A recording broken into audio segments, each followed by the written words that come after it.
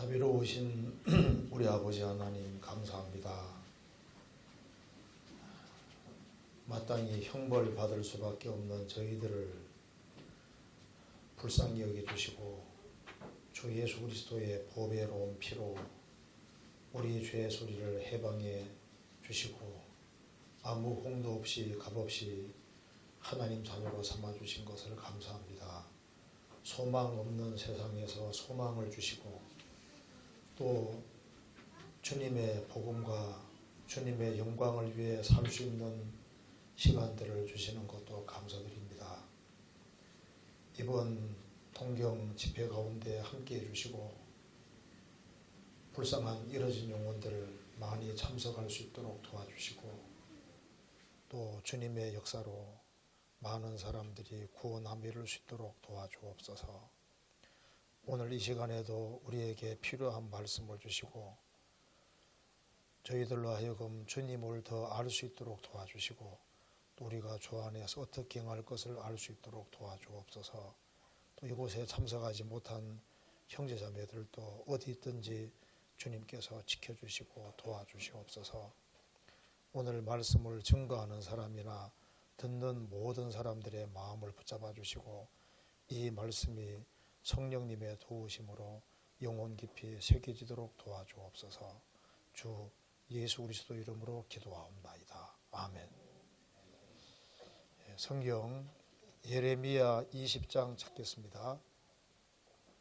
예레미야 10장. 예레미야 10장 찾겠습니다.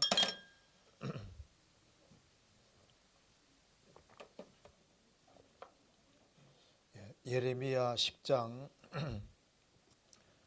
1절부터 제가 읽겠습니다. 이스라엘 집이여 여호와께서 너희에게 이르시는 말씀을 들을지어다. 여호와께서 이같이 말씀하시되 열방의 길을 배우지 말라. 열방인은 하늘의 징조를 두려워하거니와 너희는 그것을 두려워 말라. 열방의 규례는 헛된 것이라. 그 위하는 것은 살림에서 벤 나무요 공장의 손이 도끼로 만든 것이라. 그들이 은과 금으로 그것에 꾸미고 못과 장도리로 그것을 든든히 하여 요동치 않게 하나니 그것이 갈린 기둥 같아서 말도 못하며 걸어 다니지도 못하므로 사람에게 매임을 입느니라. 그것이 화를 주거나 복을 주지 못하나니 너희는 두려워 말라 하셨느니라. 그리고 8절입니다. 그들은 다 무지하고 어리석은 것이니 우상의 도는 나무뿐이라. 다시스에서 가져온 은박과 우바스에서 가져온 금으로 꾸미되 공장과 장색의 손으로 만들었고 청색 자색감으로 그 옷을 삼았나니 이는 공교한 사람의 만든 것이오니와 오직 여호와는 참 하나님이시오 사하시는 하나님이시오 영원한 왕이시라. 그 진노하심에 땅이 진동하며 그 분노하심을 열방이 능히 당치 못하느니라. 너희는 이같이 그들의 이르기를 천지를 짓지 아니한 신들은 땅 위에서 이 하늘 아래서 망하리라 하라. 16절입니다. 야곱의 분깃은 이같이 아니하니 그는 만물의 조성자요 이스라엘은 그 산업의 지파라. 그 이름은 만군의 여호와시니라. 거기까지입니다. 예, 반갑습니다. 예. 제가 오늘 여기 이제 비행기 타고 오면서 오늘 여기 동경 식구들에게 이제 뭘 좀 얘기했으면 좋을까 생각을 하다가 비행기 안에서 제가 좀 이렇게 준비를 해봤습니다. 그래서 오늘 그 예레미야를 중심으로 해서 예레미야서에 나타난 하나님에 대해서 잠깐 생각을 해보려고 합니다. 그래서 오늘 크게 두 가지를 정말 생각해 보겠습니다. 우리가 이제 하나님을 잘 아는 것이 참 중요한데요. 예레미야서 통해서 하나님이 어떤 분인지를 한번 좀 구체적으로 생각을 해보고 그 다음에 우리가 어떻게 살아야 될 것인가 그 두 가지를 같이 한번 생각을 해보겠습니다. 주제는 명료하죠. 하나님이 어떤 분이냐, 또 하나는 하나님 앞에서 우리가 어떻게 살아야 될 것이냐, 그 두 가지를 한번 같이 생각을 해보겠습니다. 우리 저번에 그 7차에 거쳐서 학위 수양회가 있었는데 그때 침대를 많이 받았잖아요. 그때 두 명 적은 5,200명입니다. 5,198명 침대를 받았는데, 제가 저번에 이제 수원교회에서 주일 설교하면서 시편 72편을 설교하면서 그 주님이 역사하실 때는 산꼭대기 땅에도 화곡이 풍성하며 그 말씀이 있는데, 원래 이스라엘도 산꼭대기 땅에는요 이게 열매가 없습니다. 원래 산꼭대기 땅에는 원래 곡식이 있는 것은 아주 거의 드문 경우인데, 주님이 크게 역사하실 때 산꼭대기 땅에도 이제 곡식이 풍성하다 그 말씀이 있는데, 제가 이제 세계 여러 나라를 전도하던 가운데 보면은 참 몽골 땅은 좋은 땅이에요. 영적 농사하기 참 좋은 땅이다 그 말입니다. 그래서 몽골 제가 얼마 전에도 한번 가봤었는데요. 청년 전도 집회를 갔는데 노방 전도해도 사람들이잖아요. 그 에르테네트가 굉장히 먼 곳입니다. 그래서 이제 배낭 이제 며칠 달 것을 준비해가지고 노방 전도한 사람도 듣고 많이 오는 거예요. 그래서 야, 이 몽골은 정말 전도하기 좋은 땅이다. 그리고 남비도 전도하기 좋은 땅이잖아요. 남비도 가족 중심으로 되기 때문에 한 사람이 구원받으면 막 줄줄이 사람들이 구원받아 가는 거예요. 그러니까 남미에 전도하는 사람 막 신이 나거든요. 필리핀 이런 데도 아주 전도하기 좋은 땅이다 그 말입니다. 그런데 한국도 배가 불러지기 때문에 한국도 이제 전도하기 좋은 땅이 아니라 한국 땅도 산꼭대기 땅 같이 비슷하게 바뀌어 가는 거예요. 그런데 산꼭대기 땅에도 화곡이 곡식이 풍성하다 그 말대로 아무리 열악한 환경이라 할지라도 주님이 크게 역사하시면은 많이 구원받을 수 있다 그 말입니다. 그러니까 일본은 산꼭대기 땅 중에도 산꼭대기 땅 같아요. 그렇죠? 근데 산꼭대기 땅에도 주님이 역사하시면은 화곡이 풍성할 수 있다, 곡식이 풍성할 수 있다 그 말입니다. 그래서 지금 일본이 지금은 미약하지만은 주님이 도와주시면은 얼마든지 전도가 될 수 있습니다. 그래서 사람으로서는 불가능하지만 하나님은 모든 것이 가능한 겁니다. 그래서 하늘의 멸알이 땅에 떨어져 죽지 않으면 하늘 그대로 있고 죽으면은 많은 일을 맺는다는 말씀대로 아무리 땅이 척박하고 농사짓기 어려운 땅이라 할지라도 하나님이 도와주시면은 가능하다 그 말입니다. 그래서 이게 일본이 전도하기 어렵다고만 생각할 것이 아니라 주님의 도우심이 있으면은 얼마든지 가능할 수도 있습니다. 예수님이 누가복음 17장에서 말씀하시기를 너희에게 겨자씨 한 알만한 믿음이 있었다면은 이 뽕나무들어 땅에 뽑혀서 바다에 심기울어 해도 응했을 것이다. 또 마태복음 17장에서는 너희에게 겨자씨 한 알만한 믿음이 있으면 산도 옮길 것이다 이렇게 말씀했지 않습니까? 그래서 생명 있는 믿음이 들어가면은 불가능하게 보이는 것이 가능하게 되는 겁니다. 스룹바벨과 여호수아가 바벨론에서 돌아와서 성전 지으려고 하는데 불가능하게 보입니다. 그런데 성령께서 도와주시니까 그 모든 어려움 속에서도 기어코 성전을 지었습니다. 그래서 큰 산아 내가 무엇이냐 스룹바벨 앞에서 평지가 되리라. 그래서 산이 제거된다는 것이 불가능한 것이 가능하게 된다고 말입니다. 도무지 집안 식구 중에 구원 안 될 것 같은 사람이 기적적으로 구원받는 일이 있는 거예요. 참 놀라운 일들이 벌어집니다. 그렇게 강팍하던 사람이 갑작스럽게 다 구원받고 바뀌지 않습니까?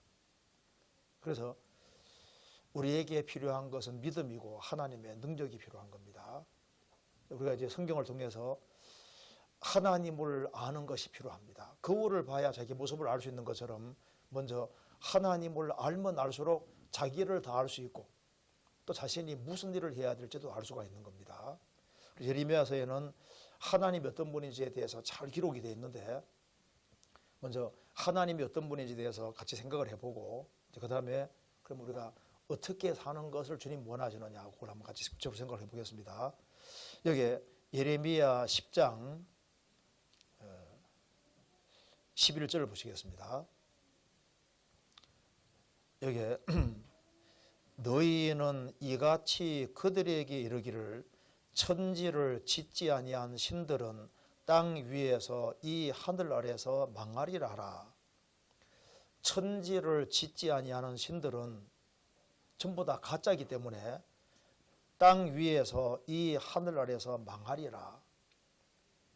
인도에는 3억 3천만 가지 이상의 신이 있다고 하고 일본에는 800만 가지 이상의 신이 있다고 하는데 천지를 짓지 아니한 신들은 다 가짜이기 때문에 다 망할 것이다. 그러면서 16절에 야곱의 분깃은 이같이 아니하니 그는 만물의 조성자요. 성경의 하나님은 천지를 창조하시고 만드신 분이다 그 말입니다. 그러니까 이제 이 예레미야서가 밝히는 가장 첫 번째 중요한 사실은 내가 누군 줄 아느냐, 바로 천지를 창조한 창조주라는 것을 얘기를 하고 있는 겁니다. 예레미야 31장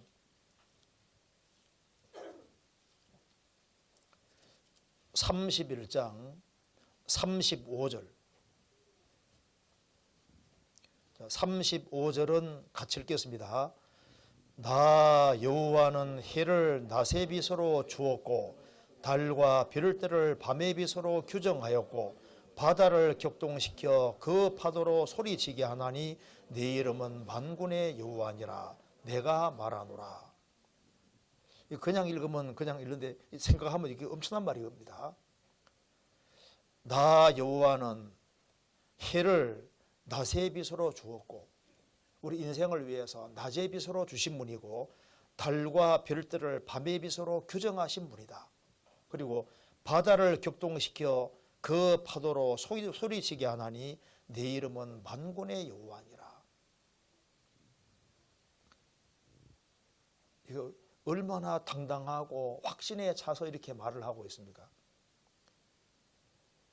성경은 창조주가 써준 책입니다. 그래서 성경이 3,324개 말로 번역이 됐습니다. 전 세계에 꽉 차 있잖아요. 제가 인도에 갔을 때 인도에 마니푸어주에 그러니까 인도에 한 4천만 이상 기독교 인구가 있습니다. 마니푸어주에는 특별히 기독교 인구가 많은데 거기에 부족 중에 깡떼 부족은 수천 명밖에 안 됩니다. 근데 그 사람들도 히브리어 헬라어 성경을 번역해서 보고 있는 거예요. 그러니까 아주 소수 부족도 성경을 번역해서 보고 있다고 말입니다. 그러니까 전 세계 사람들이 읽는 책이 성경책인 거예요. 한 번은 대영 제국 당시에 한 영국 사람이 이제 식인종들이 이제 개화돼 가지고 예수 믿는 사람으로 바뀐 그런 동네를 지나가게 되는데 성경책을 보고 있는 거예요. 아니 이제 영국에서는 이런 성경책 잘 안 보는데 당신들 그 성경책을 읽고 있냐? 꽤 묵은 책인데 그러니까 식인종이 말하기를 내가 이 책 안 읽었으면 당신은 내 밥통 속에 있을 줄 알으라고. 식인종까지도 성경책 보고 있는 거예요. 성경책을. 만일 이 진술이 거짓이라면은 제일 사기치는 책이 세상에 돌아다니고 있는 겁니다. 그렇잖아요.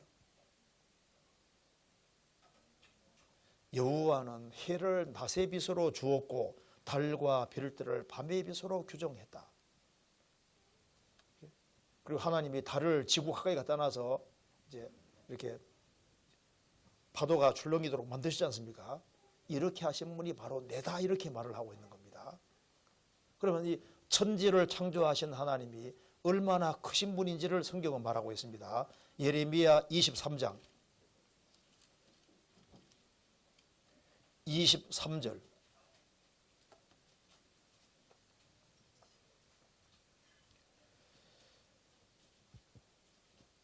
나 여호와가 말하노라 나는 가까운 데 하나님이요 먼 데 하나님은 아니냐 나 여호와가 말하노라 사람이 내게 보이지 아니하려고 누가 자기를 은밀한 곳에 숨길 수 있겠느냐.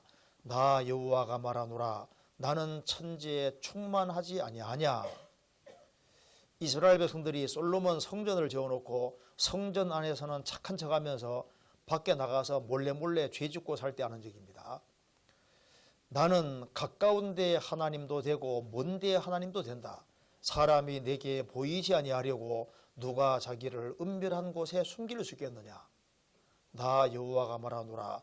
나는 천지에 충만하지 아니하냐. 충만이라는 건 꽉 차 있는 겁니다. 이게 충만이라는 것은 이게 물이 충만하려면 꼭대기까지 다 차야만 충만인 겁니다. 그죠? 천지에 충만하다가 꽉 차 있다는 겁니다. 그러니까 하나님은 안 계신 곳이 없는 거예요. 우리가 여기에 모여 있는 거 하나님 다 아십니다. 모를 리가 없잖아요. 하나님이시니까. 그래서 예레미야서는 먼저 밝히는 것이 바로 성경의 하나님이 바로 천지를 창조한 창조주고 조물주고 우리를 만드신 분이라는 걸 말하고 있는 겁니다. 또한 이분은 말씀하기를 내가 누군 줄 아느냐. 내가 주권자라고 말을 하고 있습니다. 주권자. 모든 것이 하나님 손안에 있다는 겁니다. 예레미야 17장 18장 보시겠습니다. 18장 1절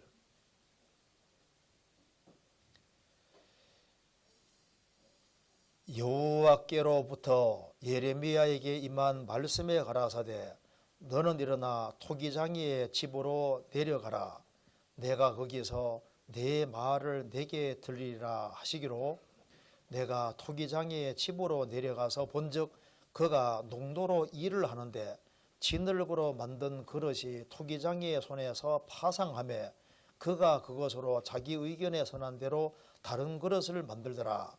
때에 여호와의 말씀이 내게 임하니라 가라사대 나 여호와 이르노라.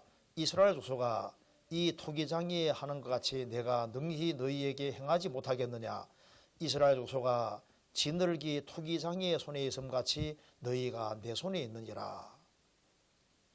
여기 토기장이는 진흙으로 그릇을 만드는 사람입니다. 우리 한국 교회도 참 이게 우리나라에서 아주 유명한 독이 그릇 만드시는 분이 있는데 제가 가서 지금 봤는데요. 야 정말 잘 만들더라고. 얼마나 짧은 시간에 그릇을 만드는지 기가 막히더라니까요. 여기 토기장이가 이제 자기가 원하는 그릇을 만들 수 있는데 자기 원하는 대로 안 되면 부수고 다른 그릇을 만들기도 하잖아요. 그래서 이렇게 하시면서 말씀하시기를 이스라엘 족속아 토기장이가 진흙으로 이것저것 저 그릇을 만들 수도 있고 부술 수도 있는 것처럼 이스라엘 족속아 너희가 바로 내 손 안에 있느니라. 내 손 안에. 어느 민족이나 국가든 다 하나님 손 안에 있다고. 그러니까 이 우주를 창조하신 분 손 안에 지구가 있는 거예요. 지구가. 그러니까 능력의 말씀으로 만물을 딱 붙잡고 있습니다. 그러니까 하나님 손 안에 지구가 있고 지구상의 이게 모든 나라들이 하나님 손 안에 딱 있는 거예요. 그래서 하나님이 어떤 나라들은 크게도 하시고 작게도 하시고 어떤 나라는 아예 부숴서 없애기도 하시고 창조주이면서 주권자이기 때문에 마음대로 할 수 있는 능력이 있다 그 말입니다. 그래서 하나님 모든 것이 하나님 손안에 있으니까 일본이라는 나라도 하나님 손안에 있고 한국도 하나님 손안에 있는 겁니다. 그렇잖아요. 하나님은 나라가 교만하면은 작게도 만드시고 또 부강시키기도 하시고 할 수 있는 능력이 있는 분인 거예요. 왜? 하나님이시니까. 하물며 그러한데 우리 인생들은 이 우주도 하나님 손안에 있고 나라도 손안에 있는데 우리는 하나님 손안에 있는 겁니다. 저희 어머니가 가끔 하는 얘기 중에 하나가 야 벼룩은 띄어봤자 장판이다. 벼룩은 방바닥에 탁 띄어봤자 방바닥이잖아요. 장판이다 그 말입니다. 그것처럼 인생은 띄어봤자 하나님 손안인 거예요. 특별히 구원받은 사람은 하나님 손 벗어나지 못합니다. 그래서 우리가 하나님 손안에 있다는 것을 알 필요가 있습니다. 그래서 하나님이 이 통치자로서 주관자로서 만물을 다스리고 있기 때문에 하나님께서 보셨을 때 이게 죄가 너무 많으면 하나님이 진노의 잔을 마시우는 거예요. 그래서 이스라엘 백성들이 죄를 너무나도 많이 지어갈 때 하나님이 이스라엘 백성들에게 진노의 잔을 마시게 해서 바벨론에 의해서 아주 크게 망하게 하셨잖아요. 그래서 하나님께서는 항상 순서가 먼저 이스라엘부터 두들겨 패시고 그 다음에 이방인을 두들겨 팬다는 것을 예레미야서가 말하고 있습니다. 예레미야 읽어보면 항상 이렇게 되어 있습니다. 먼저는 이스라엘 민족을 돌이키게 하려는, 안 돌이키면은 하나님이 이스라엘 백성들에게 진노의 잔을 딱 마셔서 아주 심판하시고 그 다음에 이방 나라들을 차례차례 심판하시는 것이 하나님의 방법에 속하는 겁니다. 성경 찾아보시겠습니다. 예레미야 25장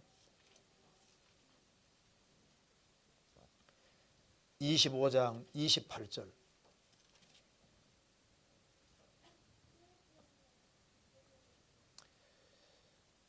그들이 만일 내 손에서 잔을 받아 마시기를 거절하거든 너는 그들에게 이르기를 만군의 여호와의 말씀에 너희가 반드시 마시리라. 29절 같이 읽겠습니다. 보라, 내가 내 이름으로 일컬음을 받는 성에서부터 재앙 내리기를 시작하였은즉 너희가 어찌 능히 형벌을 면할 수 있느냐. 면치 못하리니 이는 내가 칼을 불러 세상의 모든 고민을 칠 것임이니라 하셨다라. 만군의 여호와의 말이니라. 예레미야서 읽어보시면은 하나님께서 먼저 이스라엘 백성들을 아주 무자비하게 심판했습니다. 그리고 난 다음에 주변 나라들을 차례차례 심판하셨습니다. 이게 왜 중요하냐 하면은 지금 보세요. 예수님이 이스라엘 땅에 오셨는데 이스라엘 백성들이 그리스도를 배척함으로 2000년 동안 얼마나 비참하게 망했습니까? 그렇죠? 이스라엘 민족이 회복되고 있습니다. 이게 뭘 말하냐면 이제는 이방인이 두들겨 맞을 차례라는 걸 보여주고 있는 거예요. 그러니까 바벨론이라는 나라 들어서 이스라엘 민족이 심판받은 것이 실제이기 때문에 그 다음에 하나님이 이스라엘 백성들을 이스라엘 땅에 딱 돌아오게 하고 난 다음에 어떻게 했습니까? 70년 포로 잡혀갔다가 돌아오게 하고 난 다음에는 어떻게 했습니까? 주변 나라들을 차례차례 심판하셨습니다. 그와 꼭 마찬가지로 이스라엘이 그리스도 배척한 죄로 이방인들에게 2000년 동안 두들겨 맞았는데 지금 이스라엘 민족을 이스라엘 땅에 회복시키고 있잖아요. 돌아왔지 않습니까? 이스라엘 민족이 돌아온 지가 벌써 70년이 넘었습니다. 독립한 지 71년째입니다. 그러니까 바벨론에서 70년 포로 잡혀갔다가 돌아오고 난 다음에 하나님이 주변 나라들을 다 두들겨 팼거든요. 그것처럼 이제 이스라엘 민족이 유랑 민족이 됐다가 다시 돌아오고 난 다음에는 그다음에는 이제 이방인인 우리가 얻어맞을 차례인 겁니다. 그래서 예수님이 푸른 나무에도 이같이 하거든 마른 나무는 어떻게 되리요 하시니라. 하나님의 선민이 심판을 못 피했는데 이방인들이 심판을 피할 수 있느냐? 심판을 피하지 못하고 반드시 그 진노의 잔을 마시도록 되어 있는 거예요. 성경 시편 75편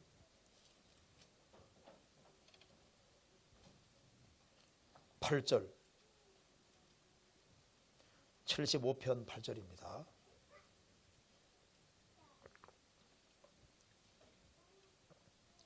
8절 여호와의 손에 잔이 있어 술 거품이 일어나도다.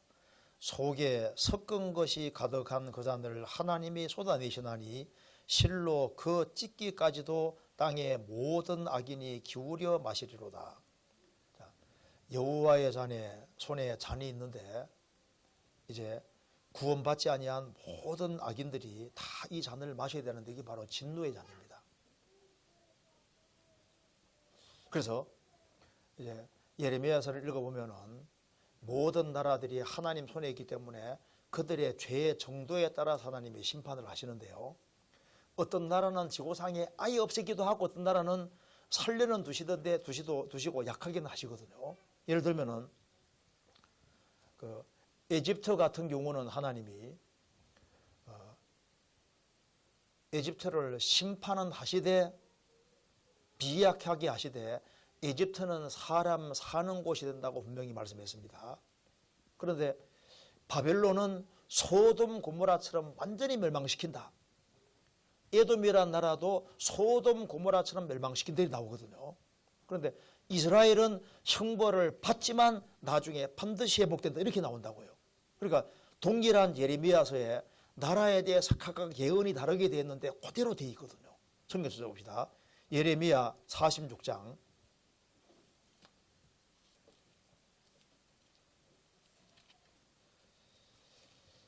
예레미야 46장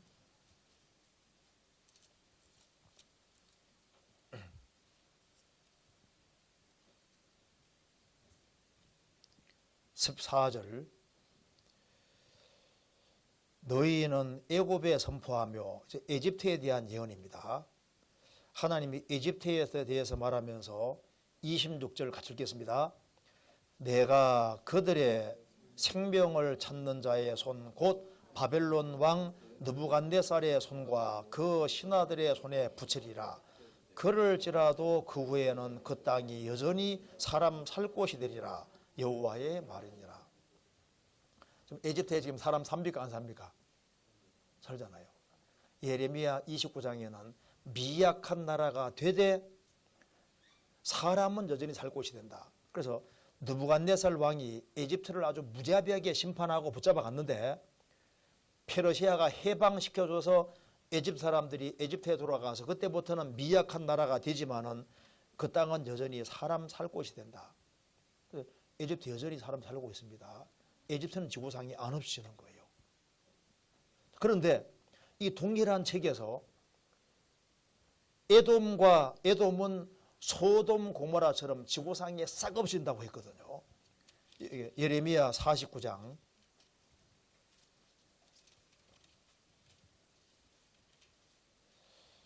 7절 에돔에 대한 말씀이라. 에돔에 대해서 얘기하시면서 26절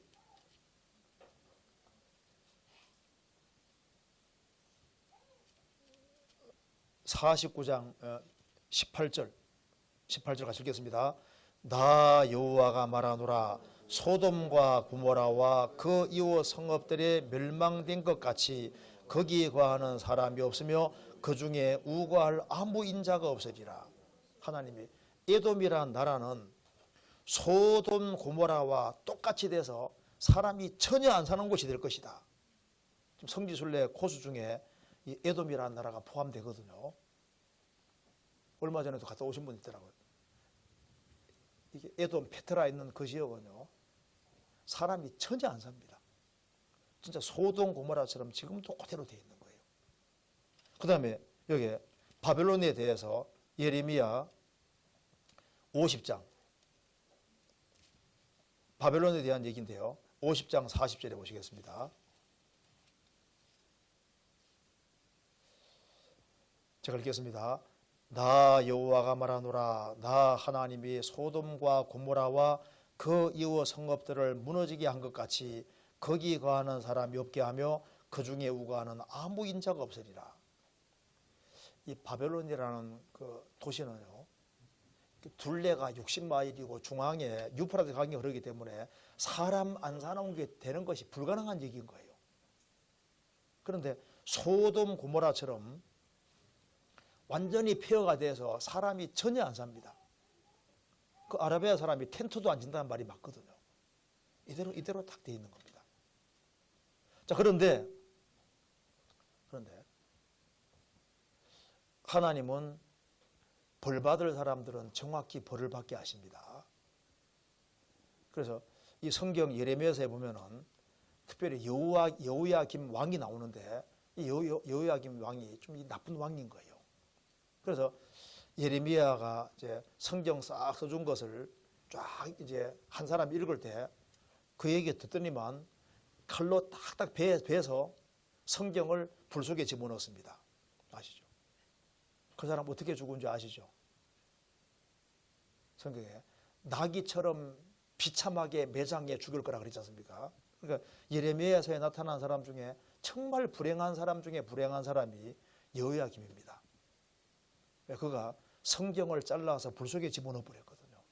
예레미야 36장 찾겠습니다. 막 성경 집어 던지고 이런 사람 조심해야 됩니다. 예레미야 36장 23절 보세요. 여우디가 3편 4편을 낭독하면 왕이 소도 조그만 칼로 그것을 연하여 베어 화로 불에 던져서 그 온 두루마리를 태웠더라. 성경을 조각조각 내서 다 불태워버리는 겁니다. 그래서 하나님께서 이 여호야김 왕이 어떻게 죽을 것을 말씀하셨는데요. 예레미야 22장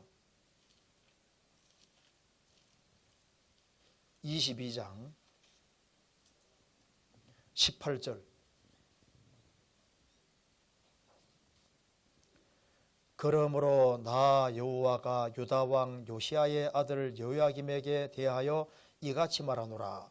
무리가 그를 위하여 슬프다 내 형제여 슬프다 내 자매여 하며 통곡하지 아니할 것이며 그를 위하여 슬프다 주여 슬프다 그 영광이여 하며 통곡하지도 아니할 것이라. 그 다음 읽겠습니다. 그가 끌려 예루살렘 문 밖에 던지우고 나귀같이 매장함을 당하리라. 나귀가 죽어서 탁 끌어먹는 것처럼잖아요. 유다왕 요시야 아들 요야김 그 하나님을 등지고 살은 그 사람 하나님이 얼마나 그 안 좋게 봤으면은 나귀 끌어묻는 것처럼 그렇게 탁 죽게 하냐고 말입니다.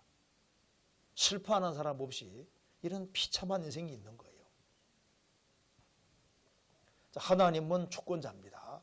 그런데 이걸 예레미야서 강조하는 게 뭐냐면은 이 나라의 모든 운명이 다 하나님 손에 있는데 특별히 이스라엘에 대한 얘기를 하시면서 이스라엘은 형벌은 받지만 반드시 회복된다는 것을 계속 강조하고 있습니다. 예레미야 30장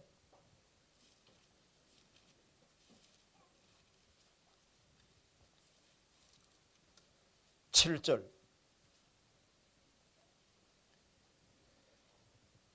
슬프다 그날이여 비할 데 없이 크니 이는 야곱의 혼란 때가 되미로다마는 그가 이에서 구하여 뇌물 얻으리로다.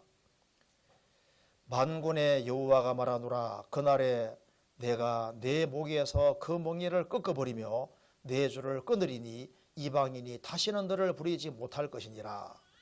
11절 같이 읽겠습니다. 나 여호와가 말하노라. 내가 너와 함께하여 너를 구원할 것이라. 내가 너를 흩었던 그 열방은 침별한다 할지라도 너는 침별하지 아니하리라. 그러나 내가 공도로 너를 칭책할 것이요 결코 무지한 자로 이기지 아니하리라. 이스라엘 민족이 죄를 지을 때 하나님은 성경에 기록된 대로 정확히 너에게 벌을 내릴 것이고 선민을 해서 봐주는 건 없지만은 내가 다른 나라들은 지구상에서 없앤다 할지라도 너는 없애지 않을 것이다. 반드시 너희들은 회복될 것이다. 이스라엘은 이제 앞으로 비할 데 없는 7년 혼란 속에 그 비할 데 없는 혼란을 당하지만은 거기에서도 건진받아 천왕국 속에 들어가서 예수님이 왕이 된다고 기록되어 있는 거예요. 그래서 성경은 말씀합니다. 해와 달과 별들이 뜨는 한 천지가 규례대로 되는 한 이스라엘은 절대 지구상에 안 없이고 반드시 나라가 될 것이다. 근데 그대로 되는 거예요. 나라가 됐습니다. 예레미야 33장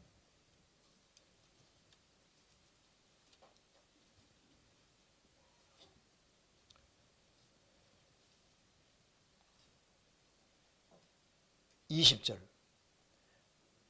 나 여호와가 이같이 말하노라. 너희가 능히 낮에 대한 나의 약정과 밤에 대한 나의 약정을 파하여 주야로 그때를 읽게 할 수 있을진데 내 종 다윗에게 세운 나의 언약도 파하여 그로 그 위에 앉아 다스릴 아들이 없게 할 수 있겠으며 내가 나를 섬기는 레위인 제사장에게 세운 언약도 파할 수 있으리라.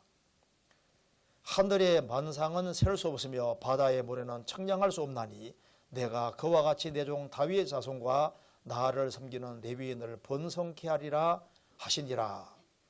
그 다음에 24절 이 백성이 말하기를 여호와께서 그 택하신 두 족속을 버리셨다는 것을 내가 생각지 않느냐.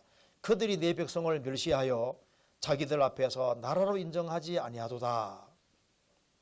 나 여호와가 이같이 말하노라. 나의 주야의 약정이 서지 아니할 수 있다든지 천지의 규례가 정한 대로 되지 아니할 수 있다 할진대 내가 야곱과 내 종 다윗의 자손을 버려서 다시는 다윗 자손 중에서 아브라함과 이삭과 야곱의 자손을 다스릴 자를 택하지 아니하리라. 내가 그 포로로 된 자로 돌아오게 하고 그를 긍휼히 여기리라. 하늘의 별들도 셀 수 없고 바닷가 모래는 청량할 수 없는데 그 모든 것을 만드신 바로 하나님인데 이스라엘은 틀림없이 번성하게 될 것이다. 이스라엘을 나라로 인정하지 않는데 하나님은 이스라엘을 지구상에 안 없애고 반드시 회복시킬 것이다. 그래서 성경 많은 곳에서 이스라엘이 나라가 된다고 되어 있습니다. 이스라엘 나라를 회복하심이 때니까 사도행전 1장에 나와 있지 않습니까? 우리 시대에 나라가 됐습니다. 시편 83편 보시면 이스라엘이 나라가 되고 난 이후에 아랍이 방기 들고 대항할 것이 기록되어 있잖아요. 미가서 4장, 이사야 66장, 에스겔 37장에 분명히 갑자기 나라가 된다고 기록되어 있잖아요. 이 성경대로 되어 있습니다. 자, 그런데 예레미야서를 보면은 또 뭐가 나와 있냐면은 구원 계획을 세우시는 하나님이 여기에 기록되어 있습니다. 인간은 자기를 스스로 구원할 수 없습니다. 그래서 하나님 자신이 의가 될 것이라고 이미 딱 기록되어 있는 거예요. 예레미야 23장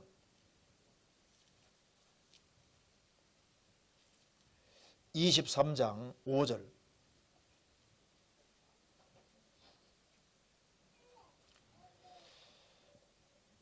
나 여호와가 말하노라. 보라, 때가 이르리니 내가 다윗에게 한 의로운 가지를 일으킬 것이라. 그가 왕이 되어 지혜롭게 행사하며 세상에서 공평과 정의를 행할 것이며. 그 다음 같이 읽겠습니다. 그날에 유다는 구원을 얻겠고 이스라엘은 평안히 거할 것이며 그 이름은 여호와 우리 의라 일컬음을 받으리라. 자, 다윗에게서 의로운 가지 예수님입니다. 예수님이 오시는데 그날에 유다는 구원을 얻겠고 이스라엘은 평안히 거할 것이며 그 이름은 여호와 우리 의라. 그 이름은 여호와 우리 의라. 우리는 의가 없습니다. 우리 의로는 천국 갈 수 있는 사람이 없습니다. 그래서 예수님이 오셔서 여호와가 우리 의가 되어주신 겁니다. 여호와 우리 의다. 그래서 우리는 어떻게 천국 가냐 하면은 여호와가 우리 의가 되어주신 겁니다. 그것이 바로 하나님의 의, 예수님의 공로를 말하는 겁니다. 우리 공로로는 천국 가는 것이 불가능하기 때문에 여호와 우리 의다. 그래서 이것이 바로 성경에서 새 언약이라고 말을 하고 있는 겁니다. 예레미야 찾아보시겠습니다. 30장, 31장. 예레미야 31장 33절. 나 여호와가 말하노라. 그날 후에 내가 이스라엘 집에 세울 언약은 이러하니 곧 내가 나의 법을 그들의 속에 두며 그들의 마음에 기록하여 나는 그들의 하나님이 되고 그들은 내 백성이 될 것이라. 31절을 같이 읽겠습니다. 나 여호와가 말하노라. 보라, 나를 이르니 내가 이스라엘 집과 유다 집에 새 언약을 세우리라. 새 언약이 바로 예수님 피로 세운 언약이 바로 새 언약입니다. 히브리서에 자세히 나와 있죠. 구약 시대 때는 짐승피로 세운 언약인데 이제 예수님으로 말미암아 새 언약이 와서 이제 예수님 피로 죄를 영원히 처리하시고 이제 그 피로 세운 새 언약, 이것은 이제 마음속에 기록되는 바로 그 법이라고 말씀하신 겁니다. 그래서 여기 예레미야서는 예수님이 오셔서 새 언약을 세우는 것과 이런 모든 것이 기록이 되어 있는 겁니다. 자, 그런데 예레미야서에 하나님에 대한 모습이 많이 기록되어 있지 않습니까? 이분이 바로 창조주시고 이 모든 것의 주권자가 되시고 인간의 모든 생사복을 결정하시고 그리고 심판하시고 정말 구원길을 열어놓으시는 분이라는 걸 말하고 있는데 그 중에서도 우리가 꼭 기억해야 될 것이 있습니다. 예레미야 10장. 조라도 이건 잊어먹으면 안 됩니다. 이제 이건 보세요. 여기에 10장 3절에 하나님의 모습 중에서 우리가 꼭 알아야 될 모습이 몇 가지 있습니다. 이거 보시면요. 3절에 열방의 규례는 헛것이라 그 위하는 것은 살림에서 벤 나무요 공장의 손이 도끼로 만든 것이라 그들이 은과 금으로 그것에 꾸미고 못과 장도리로 그것을 든든히 하여 요동치 않게 하나니. 여기에 꾸미고란 말이 나와 있습니다. 그리고 그 뒤에 보면은 8절에도 그들은 다 무지하고 어리석은 것이니 우상의 도는 나무뿐이라 다시스에서 가져온 은박과 우바스에서 가져온 금으로 꾸미되 공장과 장색의 손으로 만들었고 청색 자색감으로 그 옷을 삼아다니는 공교한 사람의 만든 것이오니와. 여기에 중요한 걸 알려주고 있습니다. 세상의 모든 신이라고 일컬어지는 자는 다 인간이 꾸민 거다 그 말입니다. 그래서 여기 말한 대로 돌 같은 것이나 나무 같은 걸 딱 가지고 와서 이제 장인들이 공장이나 장인들이 와서 뚝딱뚝딱 해서 거기에다가 막 나무나 돌 같은 데다가 거기에다가 막 은을 입히고 막 금을 입히고 막 옷도 입히고 막 눈도 달아붙이고 이렇게 해가지고 멋있게 꾸며서 딱 세웠다 그 말입니다. 이게 전부 다 꾸며진 신이다. 꾸며진. 뺏기면은 다 뺏기면 뭐가 나옵니까? 돌덩어리밖에 없는 거예요. 돌덩어리. 나무밖에 없다 그 말입니다. 그래서 세상의 모든 우상들은 포장되어 있는 것을 말하고 있는 겁니다.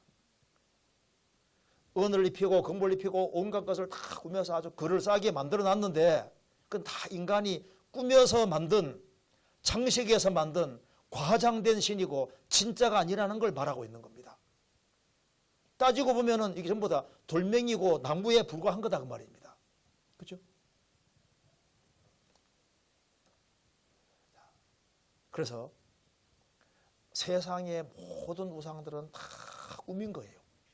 인간들이 섬기는 우상들을 보시면요, 다 꾸민 겁니다. 그리고 성경에 썩어질 사람이라 그랬는데 사람도 뺏겨놓으면 뭡니까? 뺏겨놓으면 냄새나는 죄인에 불과한 거예요. 장군들이 막 계급장 달고 있고 별내게 막 달고 있지 않습니까? 이렇게 장군 하는데 뺏겨놓으면 아담 자손이고 새카만 죄인입니다.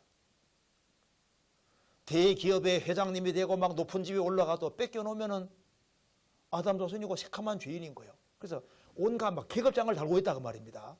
많이 꾸며져 있잖아요. 공교히 만든 것이다. 그래서 모든 종교들 보시면 다 상상으로 꾸며내고 만들어낸 곳이고 속을 막 싹 뒤집으면 아무것도 없는 거예요. 신도교에 신들이 얼마나 많아요. 공교히 만든 것이다. 학교 다니면서 우리가 학설들을 배우잖아요. 진화론도 배우지 않습니까? 진화론 학설 뺏겨보면 뭐가 있습니까? 아무것도 없어요. 아무것도 없어요. 그냥 무에서 다 나왔다는 얘기거든요. 막 포장을 많이 시켜놨는데 뺏겨보면 아무것도 없는 거예요. 제가 이번에 인도에 갔다가 그게 이제 우리 한 목사님이 이제 인도에서 오랫동안 있다가 이제 인도에는 그 외국 사람이 선교하는 걸 허락 안 합니다. 그래서 이제 철수를 했는데 그 철수할 때 책을 못 가져와서 책 좀 갖다 달라 해서 책을 좀 가져오는 과정에서 보니까 좋은 책 하나가 있더라고. 그래서 이제 제가 그걸 목사님 갖다 드리면서 이 책은 내가 좀 읽어보겠다 그랬거든요. 그래서 어제 하도 잠이 안 와가지고 이제 그 책을 보니까 그게 뭐가 나와 있냐면 다윈에 대해서 자세히 기록을 해놓은 겁니다. 다윈이 말년에 어떻게 했는지. 그래서 그거 나와 있는데 찰스 다윈의 아버지가 원래 의사였답니다. 의사. 그래서 의사하고 불가지론자, 그러니까 하나님을 정확히 믿는 사람이 아닌 거예요. 그래서 찰스 다윈이 자기 아들이 훌륭한 의사가 되기를 원했는데 자기 기대에 부응이 안 되니까 얘를 목사를 시켜야 되겠다. 자기도 잘 안 믿으면서 목회자가 되면 편안하게 살다 싶어서 목회자 하는 신학교를 집어넣은 거예요. 그런데 거기에서도 이제 확실한 신앙은 가지지 못하고 있다가 이제 이렇게 생물학자로 빠지게 된 겁니다. 그래서 이제 종의 기원이라는 책을 쓰고 유명해졌는데 인생 말년에 찰스 다윈이 이제 어떻게 회개하고 어떻게 해서 구원받게 되는지 과정이 쫙 기록이 되어 있더라고요. 그래서 이 찰스 다윈 집에서 크리스찬들이 계속 이제 그 사람이 죽기 전에 있지 않습니까? 6개월 전에도 계속 같이 모이고, 그리고 이제 그가 제일 좋아했던 성경이 히브리서입니다. 히브리서. 그리고 속죄에 관한 거, 자신이 젊은 시절에 너무 미숙했다. 그리고 내가 이렇게 이 글을 썼지만은 이걸 사람들은 종교화시키고 있고, 그리고 자신이 원래 의도한 거하고 다르게 나간다고 하는 걸 쭉 얘기를 하면서 자신이 정말 얼마나 미숙하고 어리석은지를 얘기를 하고, 그리고 예수님의 복음에 대해서 있지 않습니까? 확실한 신앙 가지고 자기와 가까이 있는 사람들 수십 명이 한 30명 이상 되는 사람들도 다 똑같이 믿도록 만들고 그렇게 해가지잖아요. 그 얘기가 쭉 나오거든요. 그래서 그 당시에 복음이 활발하게 전해지던 그 시대이기 때문에요. 그가 정말 회개했다는 뚜렷한 증거들을 쭉 얘기를 하면서 다윈은 자신이 만든 그 이론 자체가 옳다고 받아들이지 않은 것으로 분명히 나옵니다. 그래서 자기가 한 이론을 종교화시켰다는 것을 그렇게 아주 그렇게 탄식하면서 그렇게 한 것이 나오거든요. 어쨌든 간에 그냥 찰스 다윈 생각할 때마다 스트레스를 받은 것이에요. 이 사람 받을 벌을 생각하니까 구원 안 받았으면 받을 벌이요. 히틀러가 많겠습니까? 다윈이 많겠습니까? 다윈 때문에요. 망한 사람이 얼마나 많은데요. 진화론 그것 때문에 그거 만들어서 지금 전 세계가요. 어마어마하게 격기로 갔거든요. 근데 그거 보면서 야, 이 사람 좀 다행이다. 큰일 날 뻔했다. 큰일 날 뻔했다. 구원을 안 받았으면 제일 벌받을 사람이라고 생각이 제가 많이 했었거든요. 벌받을 사람 중에 제일 벌받을 사람이 이 사람이 아니겠나 생각 많이 했는데 어제 잠이 안 와서 좀 안심이 좀 되긴 됐습니다. 봐요. 학설이라는 것 자체는 뺏겨보면 없는 거예요. 그럴싸하게 보이는데 물질의 생명이 나왔다는데 물질의 생명이 나올 수 있냐고요. 나올 수 없거든요. 단순한 데서 복잡한 데로 왔다 했는데 다 복잡하거든요. 깨구리 복잡하게나 사람 복잡하게나 똑같습니다. 아메바 복잡하게나 사람 세포나 똑같이 복잡하잖아요. 한 족에 다른 족으로 넘어갈 수가 없습니다. 그러니까 이론은 뺏겨보면 없는 거예요. 없는 거예요. 그래서 학설들은 계속 바뀌는 이유가 뭐냐면 정답이 아닌 겁니다. 다 포장되어 있거든요. 그럴싸하게 다 포장되어 있는데 속으면 안 되는 겁니다. 인생들도 과장되어 있습니다. 예수님이 바리새인과 서기관들을 왜 미워하고 싫어하시냐 하면은 그들은 외식, 안 그런 척 했잖아요. 자기 진짜 모습은 안 그러는데 아주 신앙생활 잘하는 것처럼 포장을 한 겁니다. 그래서 예수님이 회칠한 무덤 같다고 그렇게 말씀하신 겁니다. 이 꾸며 있는 꿈인 거예요. 그런데 성경의 하나님은 다릅니다. 그래서 사람들은 약속을 하는데 과장된 약속을 또 많이 하잖아요. 세상 모든 종교가 뭐 굉장한 줄것처럼 약속하는데 약속을 못 지키잖아요. 못 지키잖아요. 그런데 하나님은 다릅니다. 하나님은 절대 꾸미는 법이 없어요. 예레미야 10장 10절에 오직 여호와는 참 하나님이시오 사시는 하나님이시오 영원한 왕이시라. 오직 여호와는 참 하나님이시오. 창세기부터 요한계시록까지 하나님은 절대 자신을 포장시키는 것이 없습니다. 항상 있는 그대로 절대 꾸미는 것이 없는 있는 그대로의 하나님입니다. 그래서 인생의 모습을 하나도 과장 없이 기록하지 않습니까? 참 믿음의 조상 아브라함 직원이 있으니까 에집트에 내려가서 아내를 누이라고 속이잖아요. 아벤멜렉 왕 앞에서도 누이라고 또 속이거든요. 두 번 속이거든요. 그거 좀 기록 안 해놓으면 좋겠는데 딱 꼭 기록을 딱 해놨잖아요. 그 있는 그대로 아니, 바울과 바나바가 둘이 마가 문제로 다투는 것이 나오잖아요. 그 사도들이 다툰다는 게 얼마나 창피한 거예요. 그런데 다툰 것이 딱 과장 없이 딱 기록되어 있잖아요. 예수님 부활했으면 다 믿었더라 하면 좋은데 의심하는 자들도 있더라 이렇게 나오잖아요. 사람이 꿈에서 했다면요, 예수님 부활한 걸 본 자들은 다 믿었더라 이렇게 하면 좋은데 보고도 의심했다고 또 기록해놨거든요. 하나도 꾸미는 게 없다고요. 항상 있는 그대로입니다. 주님 마음에 쏙 든 사람이 다윗인데 그 살인죄와 간음죄를 짓는 과정이 생생하게 다 기록되어 있잖아요. 그 잘잘못을 그대로 다 기록해놨는데, 그래서 성경은 읽는 즉시 알게 되는 것은 이 성경은 정직한 책이다. 인간 모습을 있는 그대로 과정 없이 딱 표현해놨습니다. 왜?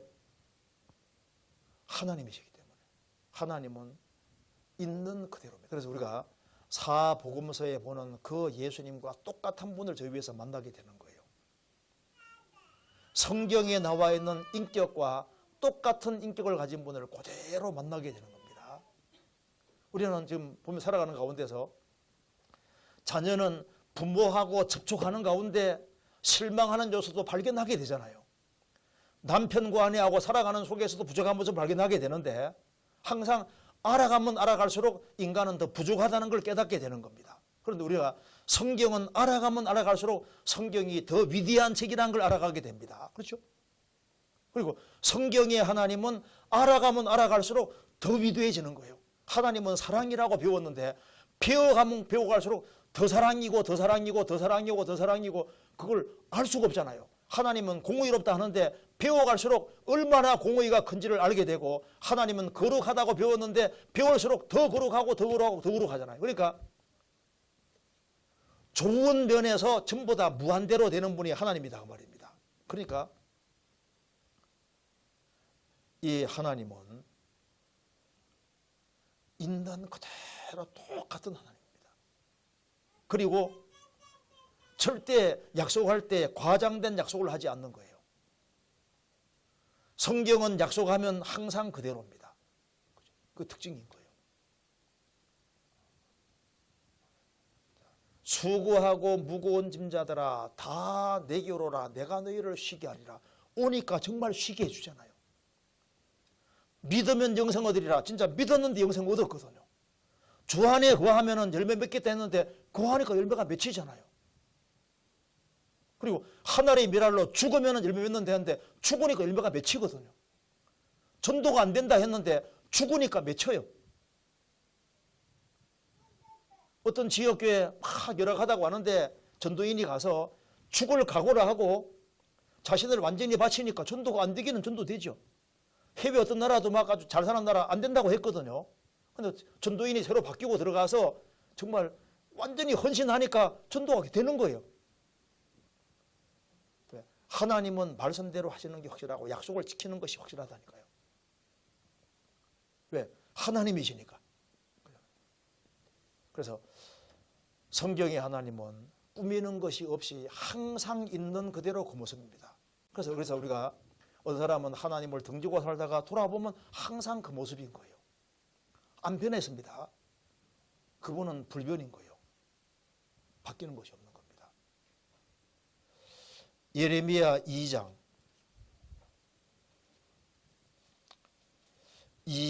9절입니다.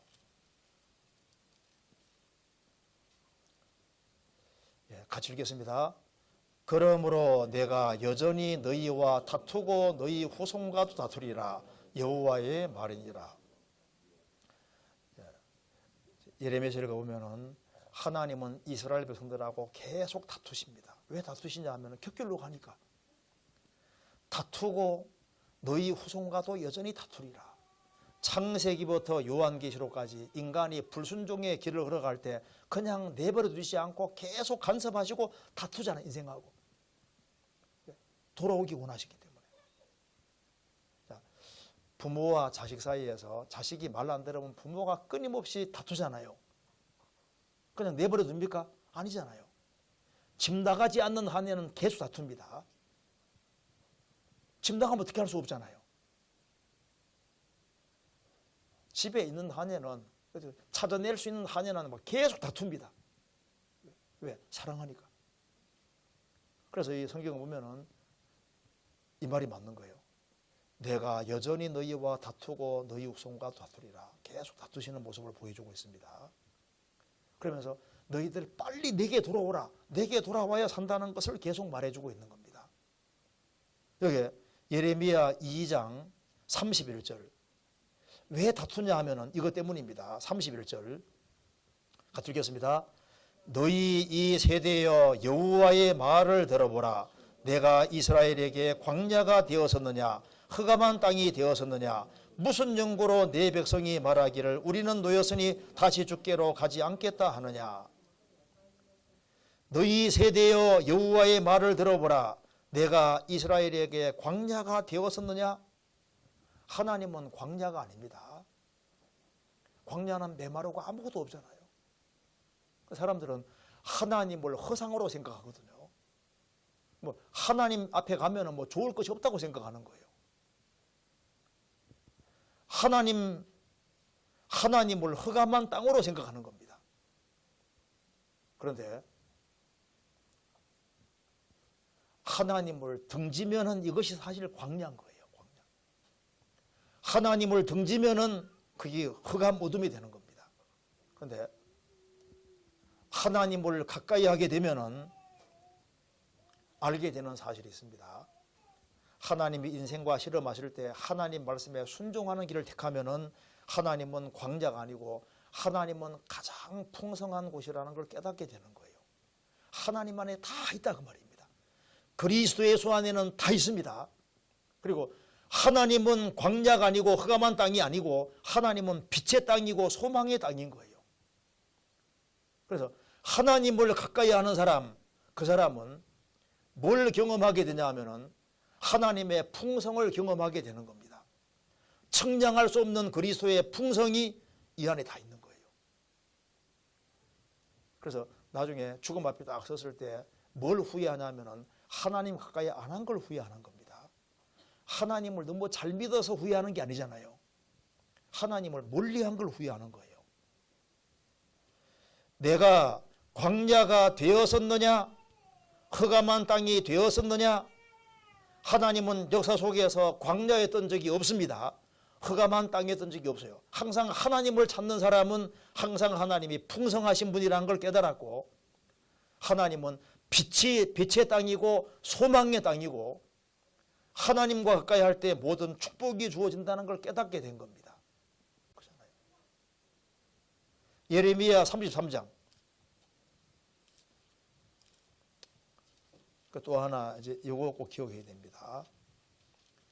예레미야 33장 1절입니다.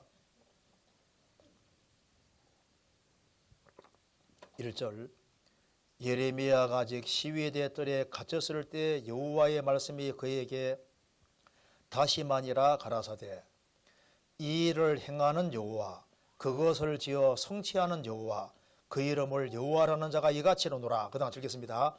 너는 내게 부르짖어라. 내가 내게 응답하겠고 내가 알지 못하는 크고 비밀한 일을 내게 보이리라.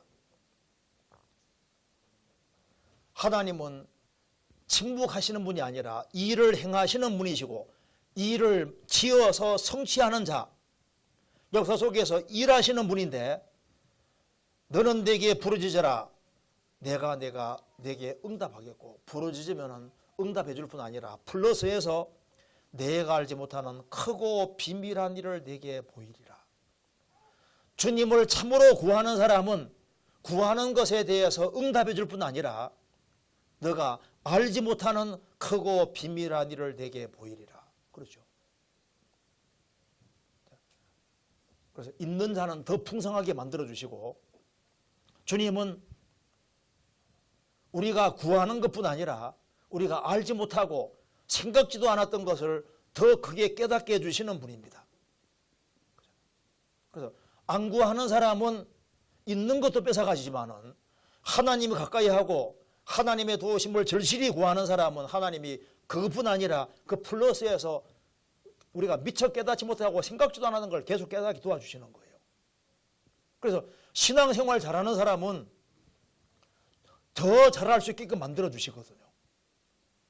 신앙생활 적당히 하려고 하는 사람은 이상하게 자꾸 뺏기거든요. 그래서 신앙생활은 마음을 오로지 하는 것이 그렇게 중요한 겁니다. 마음을 아주 간절한 마음을 다한다는 것이 신앙생활에서는 그렇게 중요한 거예요. 또한 예레미야서는 뭘 보여주냐 하면은 이 우주 만물을 창조하신 하나님이 최고 관심을 기울이는 것은 인간인데 사람 중에도 정말 받쳐진 사람 하나를 원하시는 거예요. 예레미야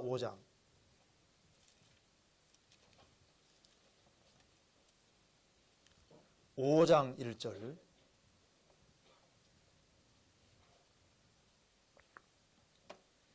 같이 읽겠습니다. 너는 예루살렘 거리로 빨리 왕래하며 그 넓은 거리에서 찾아보고 알라.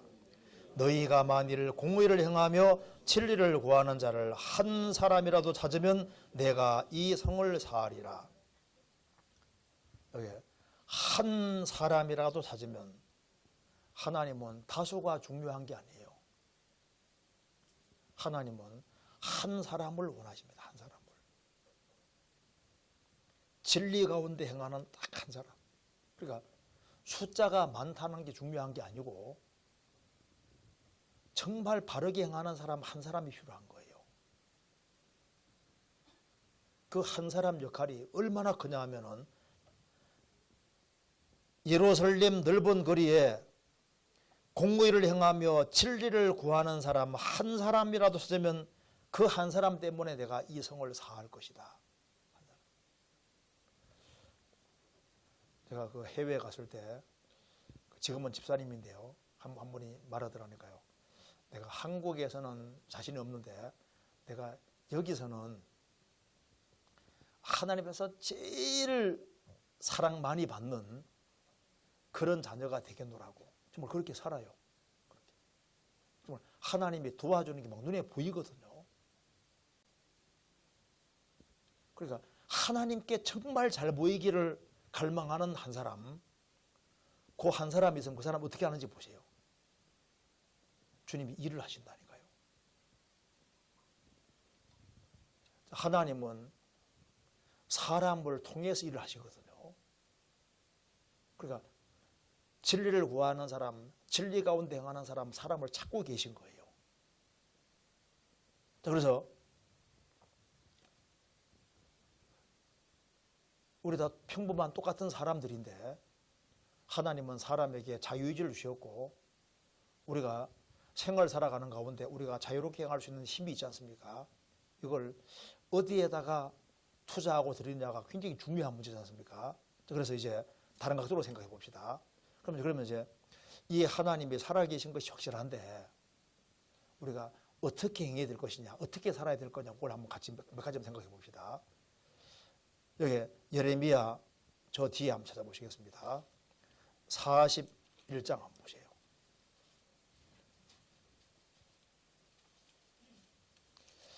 41장부터 이 45장까지 내용이 뭐냐 하면은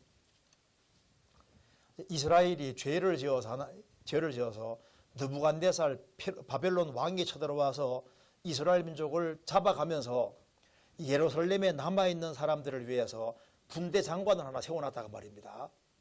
그런데 이스라엘 사람 중에 한 사람이 이제 그 군대 장관을 죽여버렸어요. 죽였으니 이제 에집트 바벨론 왕이 노예에서 쳐들어오면요, 뭐 갑자기 다 몰살당할 수 있잖아요. 그래서 이제 마음이 굉장히 불안한 백성들이 불안한 겁니다. 왜? 총독을 죽여버렸으니까. 그것도 느부갓네살 왕이 세운 총독을 죽여버렸으니까 단체로 그냥 같이 멸망할 수도 있으니까 이제 아이고 여기 예루살렘에 있으면 이스라엘 땅에 있으면 위험하겠다 싶어서 에집트로 내려갈 것을 계획을 다 세웠다고 말입니다. 그런데 찝찝하잖아요. 찝찝하니까 예레미야에게 한번 물어봐야 되겠다고 해서 이제 물어보는 겁니다. 그 42장 보겠습니다.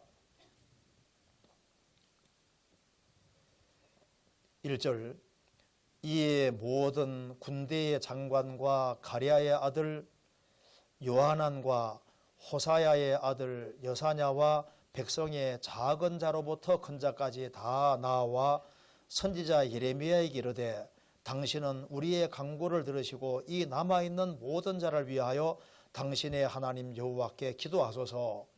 당신이 목도하시거니와 우리는 많은 중에 조금만 남았사오니 당신의 하나님 여호와께서 우리의 마땅히 갈 길과 할 일을 보이시기를 원하나이다. 선지자 예레미야가 그들에게 이르되 내가 너희 말을 들었은즉 너희 말대로 너희 하나님 여호와께 기도하고 무릇 여호와께서 너희에게 응답하시는 것을 숨김없이 너희에게 고하리라. 이렇게 자 6절 5절 6절은 같이 읽겠습니다. 그들이 예레미야에게 이르되 우리가 당신의 하나님 여호와께서 당신을 보내사 우리에게 이르시는 모든 말씀대로 행하리이다. 여호와는 우리 중에 진실무망한 증인이 되시옵소서. 우리가 당신을 우리 하나님 여호와께 보내면 그 목소리가 우리에게 좋고 좋지 아니함을 물론하고 청종하려 함이라. 우리가 우리 하나님 여호와의 목소리를 청종하면 우리에게 복이 있으리이다. 자, 에집트에 내려갈 걸 계획을 다 세워놓고 난 다음에 예레미야에게 검사마터로 온 겁니다. 자, 그래서 이제 지금 에집트로 내려가는 것이 좋은지 안 좋은지 하나님이 말씀하시는 대로 하겠습니다. 우리는 모든 말씀대로 행하리이다. 하나님은 우리 중에 진실무망한 증인이 되시옵소서. 우리는 우리에게 좋고 안 좋기 중요한 게 아니라 하나님 다 말씀하신 대로 하면 우리가 복이 있을 겁니다. 자, 여기까지 보면 신자같이 보이잖아요. 믿는 사람같이 보이잖아요. 자, 10일 후에 7절에 이제 10일 후에 하나님 말씀이 맺습니다. 그 뒤에 쭉 읽어보면은 자, 너희들 절대 애굽으로 내려가지 말아라. 애굽으로 내려가면 결단코 잘못될 것이다. 14절에 나와 있죠. 에집트에는 전쟁도 없는 곳이니까 식물도 많고 하니까 잘 될 것이다. 그 완전 거짓이다 그 말입니다. 그래서 너희들은 애굽으로 내려가지 말고 이스라엘 땅에 그대로 거하라. 이렇게 말하니까요. 사람들이 말합니다. 에이 거짓말이라고 이거. 이 이스라엘 땅에 있으면 여기가 위험한 곳이고 에집트에 내려가면은 우리가 살 곳이라고 생각하는 거예요. 그래서 하나님께서 뭐라 말씀하시냐면은 그 뒤에 28절 44장 28절 같이 읽겠습니다. 그런즉 44장 28절 같이 읽겠습니다. 그런즉 칼을 피한 소수의 사람이 애굽 땅에서 나와 유다 땅으로 돌아오리니 애굽 땅에 들어가서 거기 우거하는 유다의 모든 남은 자가 내 말이 성립되었는지 자기들의 말이 성립되었는지 알리라. 어떻게 됐습니까? 이 사람들이 애굽으로 내려가니까 하나님이 느부갓네살 왕을 끌어들여서 에집트를 박살내면서 이 사람들을 같이 심판해 버렸잖아요. 여기서 우리가 신앙의 중요한 원리를 볼 수 있습니다. 하나님 앞에 뭘 물으러 올 때는요, 정답을 가지고 물으면 안 됩니다. 마음을 딱 비우고서 나와서 하나님이 뭘 원하시느냐, 그걸 보고 하나님 말씀이면 그걸 그대로 딱 따라야 되는데, 에이 이건 자기 마음하고 안 맞으면 하는 뜻이 아니라고 하고 자기 고집대로 하니까 망하잖아요. 그래서 이제 우리가 신앙생활을 하는 원리가 뭐냐 하면요, 하나님은 항상 하나님이고 항상 정답이신 거예요. 정답이기 때문에 환경과 상황을 믿으면 안 되고 말씀을 딱 붙잡아야 된다고요. 그게 신앙생활이거든요. 그걸 봐요. 우리가 이제 의인은 믿음으로 산다. 믿음으로 산다는 게 어떻게 살아가는 걸까요? 환경과 상황을 보고 살아가는 게 아니라 말씀에 뭐라고 돼 있냐 하면서 말씀을 딱 붙잡는 여기 믿음인 거예요. 그렇죠? 얼른 생각할 때는 군대 장관을 느부갓네살 왕이 무서운 왕인데 그 왕의 군대 장관을 죽였으니 쳐들어오면 정말 불안한 상황이잖아요. 근데 하나님께서는 말씀하기를 예루살렘 이스라엘 땅에 있어. 그게 사는 길이요. 근데 사람 눈에 봤을 때는 에집트가 안전해 보이잖아요. 그런데 내려가지 말라고 했는데 내려갔잖아요. 그러니까 그래서 망하지 않습니까? 우리 신앙생활도 꼭 마찬가지입니다. 성경은 그렇게 돼 있는데 나는 성경대로 안 하겠다. 이제 이렇게 하면 어떻게 되는 겁니까? 그러면 이제 인생이 피곤하고 힘들어지게 되는 거예요. 무슨 말이 되시죠? 그러니까 신앙생활의 원리는 아주 간단합니다. 그래서 누가 신앙생활 잘하냐면은 머리는 복잡해도 마음은 단순해야 되거든요. 그래서 정답이 딱 주어지면 정답 딱 붙잡으면은 그게 이제 신앙생활을 승리하는 길이고, 그래서 야곱은 얍사바다, 교활하다, 간사하다 그런 뜻이지만 그가 잘한 것이 뭡니까? 하나님께 매달리는 거 잘했잖아요. 받아야 되는 거. 하나님께 지금 매달리는 길이 뭘까요? 말씀 붙잡고 물고 늘어지는 것이 하나님께 매달리는 거예요. 그래서 말씀 붙잡는 것이 하나님 붙잡는 것이고, 말씀 버리는 게 하나님 버리는 게 되는 겁니다. 사울이 하나님 말씀 버리니까 하나님이 사울을 버리셨잖아요. 내가 인내의 말씀을 지켜 선 적 동안 내가 너를 지켜. 말씀 붙잡는 사람이 하나님 그 사람 붙잡아주는 사람이 되는 거라고. 그죠? 고린도 후서 5장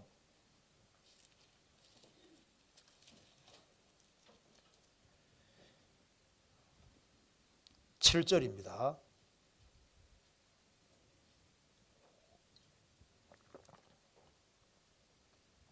같이 읽겠습니다. 이는 우리가 믿음으로 행하고 보는 것으로 하지 아니하므로라. 자, 믿음으로 산다는 것은 보는 거로 하는 게 아닙니다. 이제 눈에 보는 거로 하면 항상 헷갈려요. 믿음으로 행한다는 것은 말씀에 비추어서 딱 보는 것이 그 믿음으로 행하는 겁니다. 육신에 보는 거로 행하면은 그것이 사는 길처럼 보이지만 그렇지 않다니까요.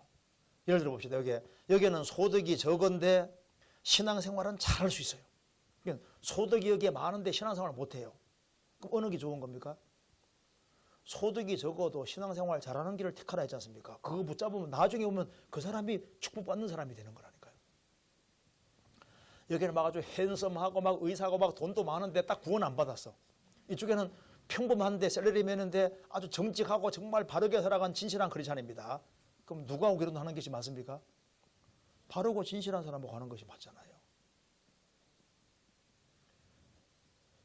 매튜 헨리라는 그 성경학자가 있는데 이 사람이 아주 그 가난한 사람이고 가문이 없는 사람입니다. 그런데 이제 교회를 다니는데 그 아주 굉장히 부잣집이고 아주 지위가 높은 그 딸과 좋아하게 된 거예요. 그 딸이 이제 아버지한테 말합니다. 아버지, 나는 이 사람하고 결혼하고 싶어요. 그러니까 아버지 말합니다. 어디서 굴러온 놈인지 모르는 그런 사람에 결혼 못 시킨다. 가문이 낮다고 말입니다. 안 좋다고 말입니다. 근데 아버지도 알다시피 이 사람이 어디로 가는지는 분명하잖아요. 천국 가는 거 확실하다고 말이에요. 신앙이 너무 확실하다고 말입니다. 그래서 그건 맞지. 그러니까 어디서 온 게 중요한 게 아니라 어디로 가는 게 중요하잖아요 하니까 아버지 그 말 듣고 그 말 맞지. 그래서 아버지가 그 말에 감동받아서 결혼시켰잖아요. 그래서 그 사람이 성경을 전체를 주의했는데 매튜 헨리가 그 사람이지 않습니까? 성경 주의한 게 아직도 굉장히 많이 읽히고 있습니다. 굉장히 건전하지 않습니까? 그러니까 신앙이 확실한 것이 너무 중요한 거예요. 그리고 말씀 붙잡고 살아가면은 처음에는 손해보는 것처럼 보이는 나중에 보면 아닙니다. 하나님이 살아계시기 때문에 말씀 붙잡는 사람을 아시는 거예요. 그래서 라오디게아 성도들은 나는 부자다 부여하여 부족한 것이 없다고 했는데 스무나 사람들은 어떻습니까? 때거리가 없잖아요. 환란이 있고 궁핍이 있고 장차받을 환란이 있는데 주님이 죽도록 충성하라 하시고 실상은 부유한 자라 그랬습니다. 과부가 두랩돈 집어넣는데 제일 많이 집어넣었다고 했잖아요.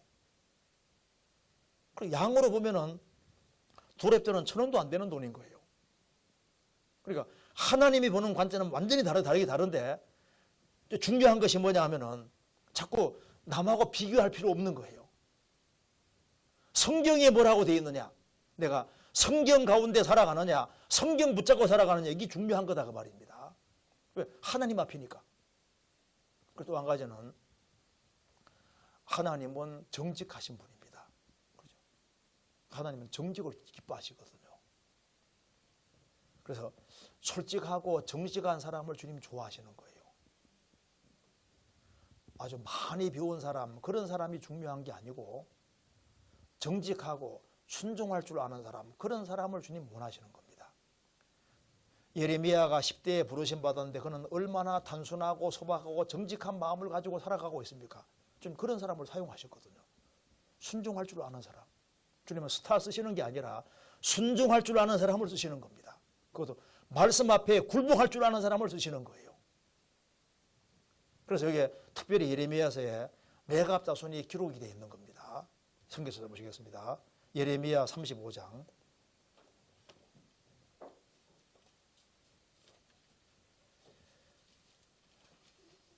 예레미야 35장에 1절 유다 왕 요시야의 아들 여호야김 때 여호와께로서 말씀이 예레미야에게 임하니라 가라사대 너는 레갑 족속에게 가서 그들에게 말하고 그들을 여호와의 집 한 방으로 데려다가 포도주를 마시우라. 5절 내가 레갑 족속 사람들 앞에 포도주가 가득한 사발과 잔을 놓고 마시라 권하매 그들이 가로되 우리는 포도주를 마시지 아니하겠노라. 레갑의 아들 우리 손조 요나답이 우리에게 명하여 이르기를 너희와 너희 자손은 영영이 포도주를 마시지 말며 집도 짓지 말며 파종도 하지 말며 포도원도 재배치 말며 거두지도 말고 너희 평생에 장막에 거처하라. 그리하면 우리의 우고하는 땅에서 너희 생명이 길을 하였으므로 우리가 레갑의 아들 우리 손조 요나답의 우리에게 명한 모든 말을 순종하여 우리와 우리 아내와 자녀가 평생의 포도주를 마시지 아니하며 거처할 집도 짓지 아니하며 포도원이나 밭이나 종자도 두지 아니하고 장막에 거처하여 우리 손조 요나답의 우리에게 명한 대로 다 준행하였노라. 12절 때 여호와의 말씀이 예레미야에게 임하여 가라사대 만군의 여호와 이스라엘의 하나님이 이같이 말하노라. 너는 가서 유다 사람들과 예루살렘 거민에게 이르기를 여호와의 말씀에 너희가 내 말을 들으며 교훈을 받지 아니하겠느냐. 레갑의 아들 요나답이 그 자손에게 포도주를 마시지 말라 한 그 명령은 실행되도다. 그들은 그 선조의 명령을 순종하여 오늘까지 마시지 아니하거늘 내가 너희에게 말하고 부지런히 말하여도 너희는 나를 듣지 아니하도다. 뭘 말하는 겁니까? 순종할 줄 모르는 백성이 됐다. 순종할 줄 모르는. 그러니까 여기에 요나답은 예후 당시의 오른팔입니다.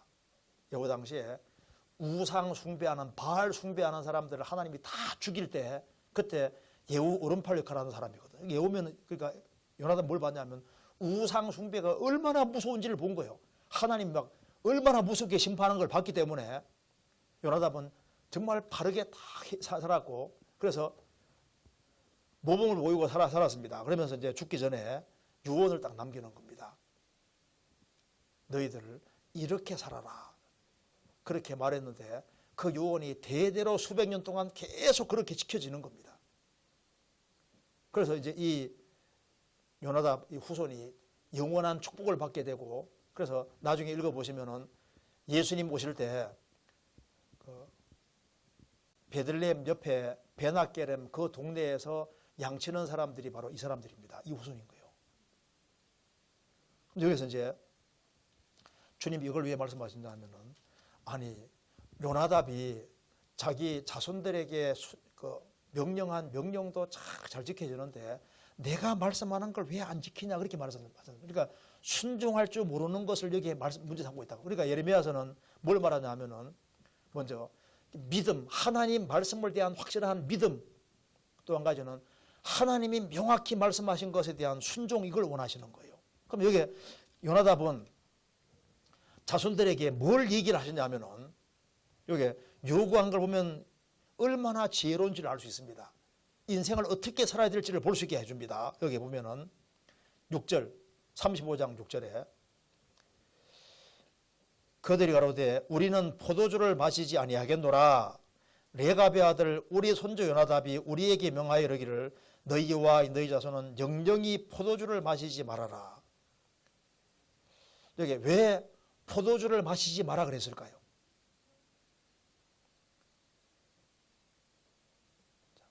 왜 포도주를 마시지 말라 했을까요? 금주 명령입니다. 술 절대 입에 대지 말아라. 왜 이렇게 얘기를 했을까요?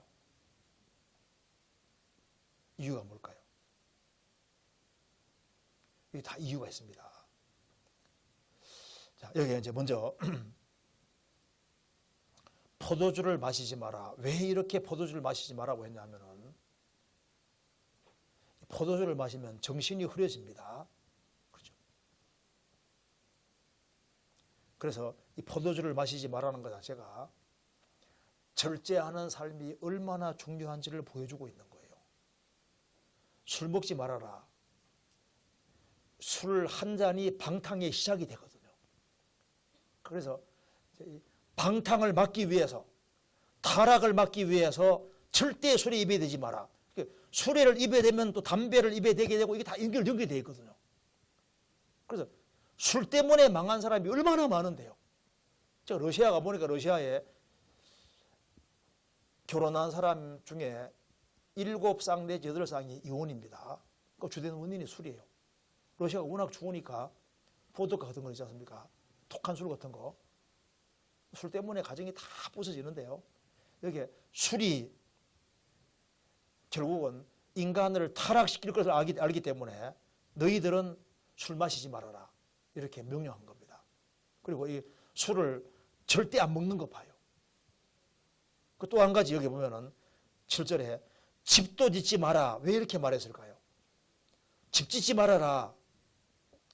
텐트에 살아라. 이게 뭐냐 하면은 너희들은 나그네다 그 말입니다. 이 세상은 잠깐 지나가는 곳이니까 이곳을 영구한 정착지로 생각하지 말고 땅에다가 소망 두지 말고 살아라. 하늘을 쳐다보고 살아라고 하기 위해서 이렇게 한 겁니다. 그리고 여기에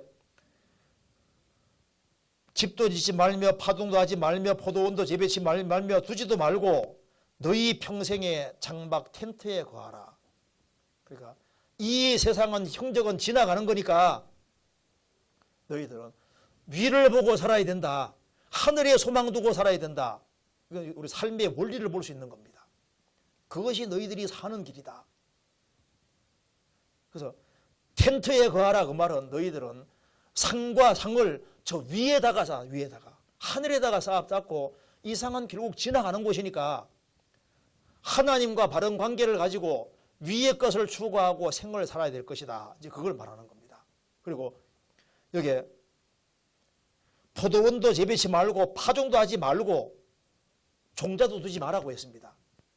왜 그걸 말했냐면은 여기에 그리스도인들이 생을 살아가는 가운데서 눈에 보이는 거 기댈까 봐. 뭐 종자라도 있으면 땅에 뿌리려고 할 거 아니에요. 그래서 땅에 혹시 소망을 둘까 봐. 전적으로 하나님의 도움을 가지고 생을 살도록 하기 위해서 이렇게 유언을 남기고 있습니다. 그러니까 이 내용이 뭐냐면요. 단순한 삶을 살아라 그 말입니다. 이 세상은 잠깐 지나가는 곳이기 때문에 우리가 하나님 앞에서 말씀을 잘 순종하면서 살아야 될 것을 교훈하기 위해 이렇게 한 거예요. 그래서 믿음 다음에 중요한 게 순종이거든요. 순종. 그리고 또 한 가지 얘기한 것이 뭐냐 하면은 예레미야 45장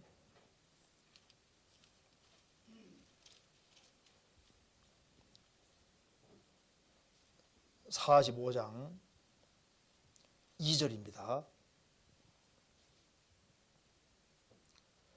바로가 이스라엘의 하나님 여호와께서 내게 이같이 말씀하시되 내가 일찍 말하기를 슬프다 여호와께서 나의 고통에 슬픔을 더하셨으니 나는 나의 탄식으로 피곤하여 평안치 못하다 하도다 하셨고 또 내게 이르시기를 너는 그에게 이르기를 여호와께서 같이 말씀하시기를 보라 나는 나의 세운 것을 헐기도 하며 나의 심은 걸 뽑기도 하나니 온 땅이 이러하거늘. 그다가 즐겼습니다. 내가 너를 위하여 대사를 경영하느냐 그것을 경영하지 말라. 보라 내가 모든 육체에게 재앙을 내리리라. 그러나 너의 가는 모든 곳에서 너는 내가 너로 생명 얻기를 노량물을 얻는 것 같게 하리라. 여호와의 말이니라 하셨느니라. 여기에 바룩이라는 사람이 예레미야가 말하면 이거 편지 글을 성경을 대신 쓰는 사람인 거예요. 그래서 예레미야와 같이 엮여가지고 고생을 많이 한 사람입니다. 근데 이 바룩은 지위가 좀 높은 사람이거든요. 가문이 있는 사람인데 이제 예레미야하고 같이 연결돼서 고생하니까 이렇게 말하는 겁니다. 슬프다. 여호와께서 나의 고통에 슬픔을 더하셨으니 나는 나의 탄식으로 피곤하여 평안치 못하도다. 지금 이렇게 자기 걱정이 아주 많은 사람, 자기 걱정이 많은 사람인 거예요. 하나님 말씀했습니다. 바로가 지금 이스라엘 나라가 풍전등화하고 이스라엘 나라가 망하게 생겼는데 너가 지금 나라 걱정하지 않고 네 문제로 걱정하느냐? 너를 위하여 대사를 경영하느냐? 그것을 경영하지 마라. 지금 나라가 지금 망하게 생겼는데 너 문제로, 너 개인적인 문제로 고민하는 거냐? 그러니까 너를 위해 대사를 경영하지 마라. 무엇이 큰일인지를 알아야 되는 겁니다. 우리 시대에 많은 사람들이 뭐가 중요한지를 모르는 거예요.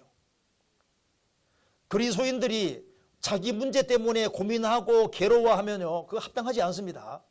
우리는 구원받은 목적이 뭐냐 하면은 세상에서 잘 먹고 잘 살라고 구원받은 게 아니에요.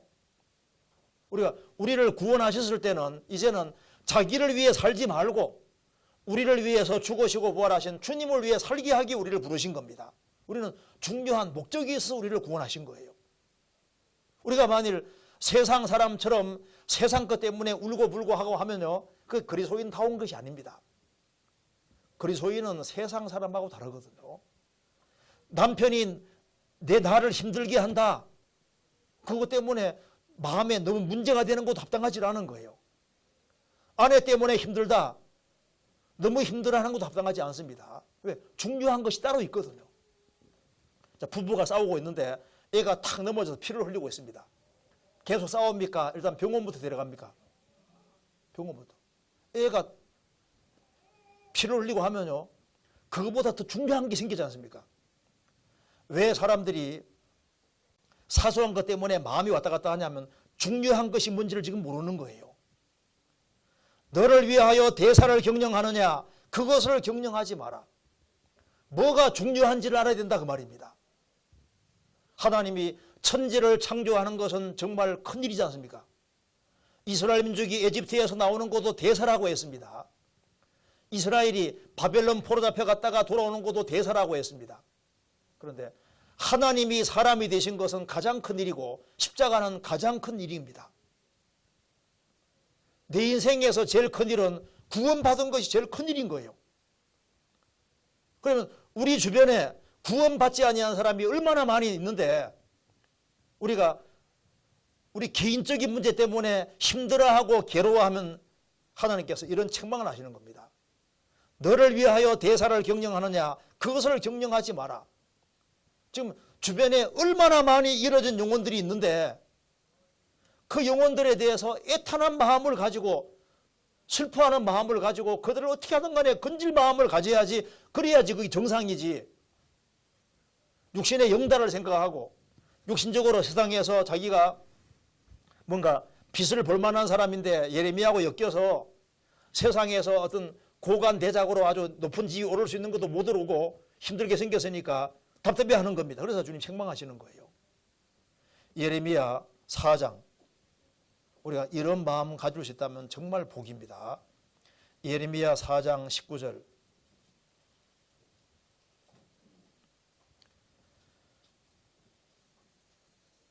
슬프고 아프다. 내 마음속이 아프고 내 마음이 답답하여 잠잠할 수 없으니 이는 나의 심령 내가 나팔 소리와 전쟁의 경보를 들음이로다. 슬프고 아프다. 4번 밑에 헬라어에는 히브리 말에는 내 창자여 내 창자여. 예레미야는 지금 이스라엘 멸망하는 걸 미리 보니까 막 창자가 끊어지는 듯 한 거예요. 슬프고 아프다. 내 마음이 속이 아프고 내 마음이 답답하여 잠잠할 수 없으니 지금 환란의 먹구름이 쫙 다가오고 있고 무서운 환란과 심판이 다가오고 있는데 그걸 경고해서 사람들을 건져야 되는데 우리가 너무 안일하게 행하기 때문에 사람들이 이뤄져 가고 있는 겁니다. 한 군데만 더 보시겠습니다. 예레미야 8장 20절 같이 읽겠습니다. 추수할 때가 지나고 여름이 다하였으나 우리는 구원을 얻지 못한다 하노도다. 추수할 때가 지나고 여름이 다하였으나 우리는 구원을 얻지 못한다 하노도다. 우리 주변에 구원의 손길을 기다리는 사람들이 많이 있습니다. 우리의 도움을 구하는 사람들이 아직 많이 있는데 우리는 별로 중요하지 않은 것 때문에 그것에 마음이 붙잡혀 있는 거예요. 그래서 저희들이 쓸데없는 곳에 시간도 많이 보내고 정말 근심 걱정해야 될 걸 걱정하지 않고 다른 것을 걱정하거든요. 구원받은 사람은 세상적인 것 때문에 상처받지 말아야 됩니다. 아내가 내게 잘해주면 좋지만 못해줘도 할 수 없는 거예요. 그렇지 않습니까? 형제매가 내게 잘 대해주면 좋지만 못 대해줘도 할 수 없는 거지 않습니까? 왜? 그게 중요한 게 아니거든요. 중요한 것이 따로 있다니까요. 우리 주변에 봐봐요. 보면 보이는 게 다 사람인데 이거 도대체 어떻게 건질 거냐, 어떻게? 눈이 좀 커야 됩니다. 예레미야서를 보면은 우리가 알 수 있는 것이 있습니다. 아, 이분은 창조주다 그 말입니다. 창조주시고 모든 것이 다 하나님 손 아래 있는 게 확실한 거예요. 일본이라는 나라도 하나님 손 아래 있습니다. 그런데 끝까지 회개치 아니하면은 반드시 망하도록 되어 있는데 요한계시록 16장에 보면은 세상 모든 섬들은 다 사라진다고 되어 있으니까 일본도 섬멸하지 않습니까? 결국은 다 심판을 받게 되어 있고 만국의 도시는 다 무너지게 되어 있는 거예요. 전 세계 도시는 다 무너지게 되어 있습니다. 그런데 여호와가 우리 의가 돼서 믿기만 하면 구원받을 수 있는 믿는 사람에게 구원 주시는 이 구원, 이게 얼마나 간단한 구원으로 되어 있는데 전해주기만 하면 살 수도 있는데 이것을 우리가 남몰라라 할 수 있냐 그 말입니다. 우리 책임이 있습니다. 우리 책임이. 그래서 다른 사람들은 어떻게 하든 간에 관계없이 우리 자신이 하나님을 정말 가까이 하면요 하나님이 아시거든요. 하나님 가까이 하는 사람은 하나님이 정말 좋은 걸 주십니다. 그리고 내가 얼마나 복된 길에 있는지를 깨닫게 도와주시는 거예요. 그래서 다른 사람들이 뭐 성경대로 안 살아가도 그 사람이고 나는 성경이 뭐라고 하느냐 그걸 보고 성경 딱 붙잡고 살아가는 겁니다. 우리가 사람 기준으로 사는 것이 아니라 성경 기준으로 살아가는 거예요. 성경 기준으로. 그리고 성경 말씀에 순종하는 것이 그게 제일 좋은 길이 되는 거예요. 그리고 무엇이 크고 중요한 일이냐 그걸 볼 수 있는 사람은 정말 복이 있습니다. 비둘기 눈도 좋지만은 연못 눈은 더 좋은 거예요. 눈이 커야 되거든요. 그래서 우리 눈 속에 영원이 항상 들어가 있고 영원 그리고 사람의 영혼이 보이고 그리고 영원한 운명이 정말 보이는 사람이라면 그 사람은 정말 복이 있는 사람입니다. 우리 이번에 이제 토요일하고 일요일날 전도집회 하려고 하는 것도 모쪼록 몇몇 사람이라도 건지려고 하는데 죄인 하나가 회개하면은 하늘에서는 회개할 것이 없는 의인 99을 나여 기뻐하는 것보다 더하리라. 하나님이 최고로 기뻐하는 것은 사람이 구원받는 겁니다. 그리고 구원받는 것은 축복 중에서 제일 축복인 거예요. 이것이야말로 제일 큰 대사입니다. 대사. 우리 이 일을 위해서 같이 마음을 합하고 우리 수고하는 겁니다. 같이 기도하시겠습니다.